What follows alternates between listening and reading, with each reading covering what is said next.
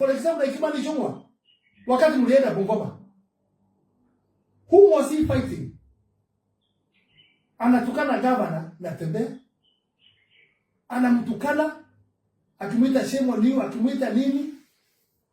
Hiyo mambo yote alimuita, na akasema ile serikali hiyo nyingine ile alikuwa Natembeya ati ndio ilikuwa natupa watu Livayala, ndio ilikuwa na watu wa kuwatupa huko. Hata wewe hauna akili ama fahamu ya kisiasa ujue, wakati unasema serikali hiyo nyingine ile Natembeya alikuwa huko, unazungumza hiyo deputy president alikuwa hapo, alikuwa deputy president. Uhuru alikuwa president. Are you fighting Uhuru or the president, or you are fighting Natembeya? Whom are you fighting? Confused person. You don't even know what you are saying. Confused. Yusu kusema mambo ya ng'ombe ati wale wanapinga, ni wale wananyamba na mdomo. Are those the statements you're putting Kenya together? Your Excellency, jiondoe kwa hii mzigo hii watu. Usikuje ukabebezwa mzigo ambaye haikuhusu. And also when you stand, you are the president. You should say utaki hiyo maneno ya matusi. Because in another way, in the public and in Kenya and the constitution, you cannot talk bad words in the front of the president. Hata uwezi kupiga ule mtu mwingine direct president akiwa hapo, kwa sababu unamkosea heshima. Bahali president ako need respect. I wish ni wakati ya Moi anga karibia hiyo mikutano ya president hata kidogo, kwa sababu when you are there, the instruction and the information ile watu wanagoja ni ya president, kwa sababu ndio amebeba nchi. Lakini sio yako kwenda hapo kujigamba, kutukana wengine. Na mimi nashindwa hiyo mkutano wanaenda kuzungumza kwa watu wengine, sehemu nyingine, region zingine. Si ukuje uzungumze hiyo mambo central, kwa sababu ndio watu wanakuhusu. Unaenda kupiganisha Western, unaenda kupiganisha wapi? And the statement you are making, it is building Natembeya or is building other people. Wananchi wanapenda sana yule mtu anapigwa anaenda Simba the vote. Mkifikiria nikupiga Natembeya mmepandisha yeye juu, ameanza kuwa hilo. Kasagwa mmepiga ameenda juu. We should see how to solve issues. Lakini si kwa njia hiyo. Anadmitali Kenyans.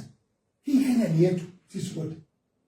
We should be doing some statement ya kujania watu. Lakini sio statement ya kutawanya watu na kupiganisha hao. We are going to spoil everything. Tutaenda kwa ukabila hiyo tunaenda naye ya religion ya nini? Tutaanza kuhesabu na kabila hii imeandika watu ngapi? Kabila hii imeandika watu ngapi? Kabila hii imevuta watu ngapi? All those things are spoiling this country. Can we, Your Excellencies, ambia hii watu both sides, na kama una reach everybody, reach everybody. Hata wanaongea namna hiyo, the dawa ni wewe peke yako, sio brokers, ni wewe. Ile ndio Gachagua pahali amefika even now, and what he's doing. He is bitterness is coming because of the surrounding. You people mnajua pahali mlianzana, what mlikosania nini, you can talk. Mkosane kama tunaona mmekosana kwa sababu, lakini ile njia ambayo ilipitwa is not one of the best. Sasa kama mlikosana na Gachagua, milima inaulizwa nini? Baka inaletwa watu wa kutairisha wa mambo yetu huko, inaletwa mambo ya taxation nyingine, wende taxation iko juu zaidi. Unatoa wengine waanza taxation, warudi kwa stage kulipisha watu, warudi kwa kila kitu. These are very dirty things. That's not the way forward we should look as Kenyans. No. This is so dirty things. Even this issue of adoption and nini. Even people now can create something and start doing the same things. Because kila mtu anataka kujidefend.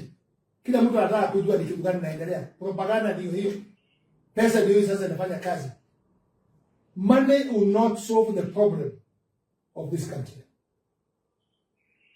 Kama Israel, ile vita iko huko. Baka sasa, the whole world, baka Trump, the president of America, wanasema we need discussion. Wameona silaha bomb, it will not solve the problem of Israel. na majirani wale, it will not show. After that wamepiga, wameharibu kila kitu, wamedamage kila kitu. What they are going to build is not what they had. Ile walikuwa wametengeneza, wamedestroy yote. Mimi nauliza, mnataka tuende kama Ethiopia? Nchi nyingine hapa Somalia? We have many pictures, tumeona nchi zile zimeharibika. Tuliona president huyo alitoroka nchi yake sasa. Ametoka kwa nini? Siasa ya chini ya chuchu. Can we renew ourselves tukiongozwa na president? Let's renew all ourselves. Faith and focus. And let's look the way of forgiving each other. Mizigo ya mimi na wewe tusiingize kwa community. Mizigo ya mimi na wewe isiende propaganda. It will not help. If I remember the children have died with the name Mungiki, mpaka mimi karibu niingizwe kwa hiyo shida kwa kusupport kwa kudefend hao. Mpaka siku hiyo ambayo nilikuwa nimefika pahali kuambiwa I'm supposing Mungiki, which was not. I was just defending the minister kama mtu anafinyiliwa. Our children died. Chuki ikaingia. Mpaka Mungiki wenyewe kwa wenyewe walikuwa wanakulana wenyewe kwa wenyewe, wana hawasikii. Walikuwa pia hao wenyewe wanaua their own people. Kwa sababu wasikii the leadership ya main agenda. Why can't we change this country? This country will not be changed by gun, by money. It will be changed by discussion and forgiveness. Where inchi yote sasa yote iharibike. Where do you want us Kenyans to go? You people. Na watu ya Twitter pia ningeomba. Challenge by challenge in a good way. Mambo ya matusi na nini. Kuna watu wengine very sensitive wakiona kitu kidogo wanafuatilia kama ni mambo kubwa. But if we don't follow those things, we shall not be in a mess. Complication ile inaletwa na media na watu ya social media na watu ya nini. It is too much. We want people, all of them, to say how we can solve the problem of this country in a good way. Mpaka media wanaambiwa msipopiga debe kwa njia hii hatutapea ni contract. So many media they are in hostages. They are hostages now because they are even being told usikubali fulani yakuja kwa station yenu, usikubali fulani yakuja kwa station, tutapea hii pesa. Wanapokea pesa. Unasikia ulikuwa blocked, wewe enda kwa hii radio, wewe kwa hii enda kwa hii radio. Kama namna hiyo hatutapea nyinyi contract. Why are we going that direction? Why? Na ndio nauliza kwa upole sana. Kwa maombi yangu, can we change this country this year? Can we shut our mouth? Wao wanatoa mdomo na hakuwa ni kama kibiriti. Can we have a discussion? Tuache kupigana kwa ministries, kwa nini, kwa wapi, kwa contract, ni fitina tupu. You feed the president with the fitina tupu. Na ujue you are wale watu tulikuwa napigana na hawa. Wengi waliuliza kwa serikali. Mambo ya kimtu, kibinadamu. Watakuwa na wewe lakini watakuwa akipiga wale wafuasi yako. Wale watu kwa hiyo opposition. Sasa ilango nyingine na Kenya zinataka naye waweze kuelewa. Mtu kama Joe akisema ati mkirusha tunarusha. Sijui mkifanya nini tunafanya. No, those language is not for leadership. Go in the Bible. It will show you how Jesus was humble. Jesus was humble. Hata alipo weko kwa msalaba akadungwa na mkuki kwa roho. He said his word. Mungu, Baba yangu, wasamehee hawa wanafanya hivi kwa sababu hawajui ile kitu wanafanya. And the president, if you are focused with what you want with Kenya and what you want to do, forgive others because they are not in your dream. Na unajua ndoto usumbua mwenye kuota, si mwenye kutafsiriwa. You had a plan, you had a vision. Sasa ikikuzwa kidogo amekutana na mtu, forgive them as the Jesus said. Wasamehee hawajui wanafanya. Then continue with your vision. And maybe at the end of the day, people are singing about Jesus. Up to now, wanazungumza mambo ya Mungu, mambo ya Yesu. But somebody will not be remembered with bad record. Don't let people kuletea mambo ya fitina, kupiganisha. Ukikwenda Eldoret kuko na vita ya ukabila, sijui arudi Marakwet, sijui aende wapi. Ukienda hiyo sasa hiyo ugonjwa kama ni nyumbani Eldoret iko hiyo. Hiyo ugonjwa hiyo ya kusema huyu aende kwao. Tukienda hiyo iende kabisa chini kwa wananchi, this country is gone. Kila mtu ana haki ya kukaa pale pesa kaa. That's the constitution says that. Anybody can be anywhere. Na kaya naomba kama nikiti anaomba. Finishing. Mambo ya makanisa. You know, I'm shocked. I met with one pastor. Naye niambia kitu ya ajabu nikashangaa. Hata amefanya nikae kabisa nikiomba tu kwa nyumba na kuangalia wachungaji wale wanahubiri mambo mazuri kwa media, nikasikia nimechoka kwenda kanisa zingine. Kama mchungaji ananiambia, namuuliza wewe, si president anasimamisha mambo ya Harambee. Why are you coming to ask me about Harambee?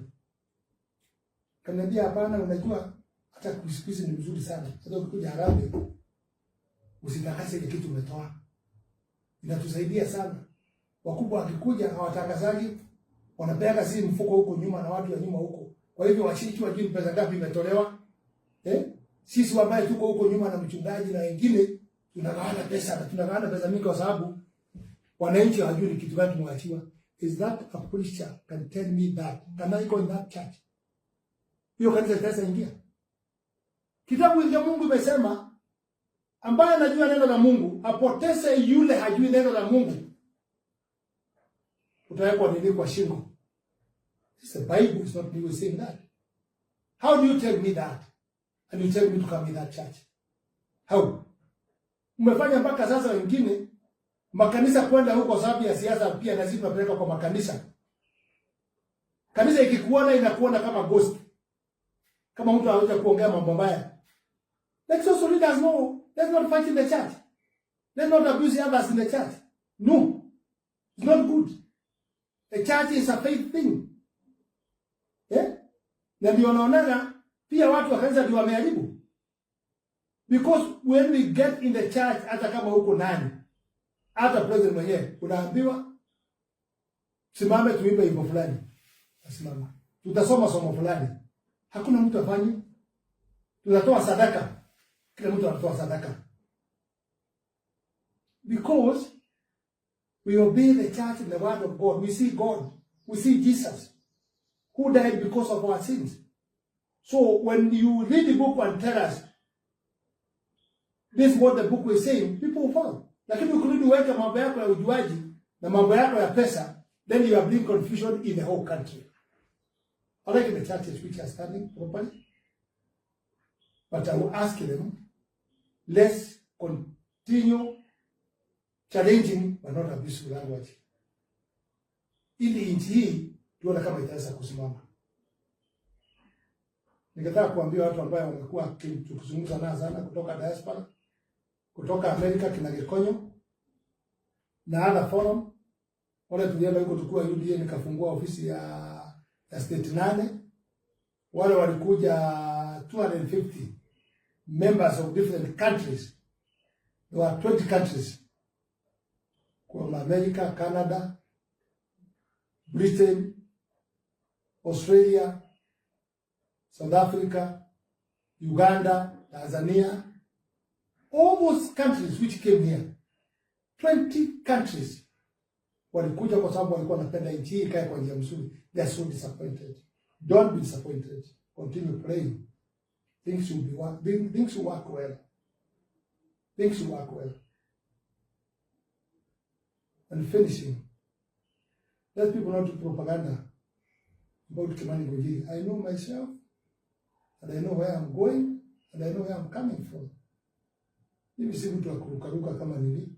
I know what I'm doing and where I'm going. And me, I want peace in this country. I want peace in the Rift Valley. Rift Valley, when there is peace, the country has peace.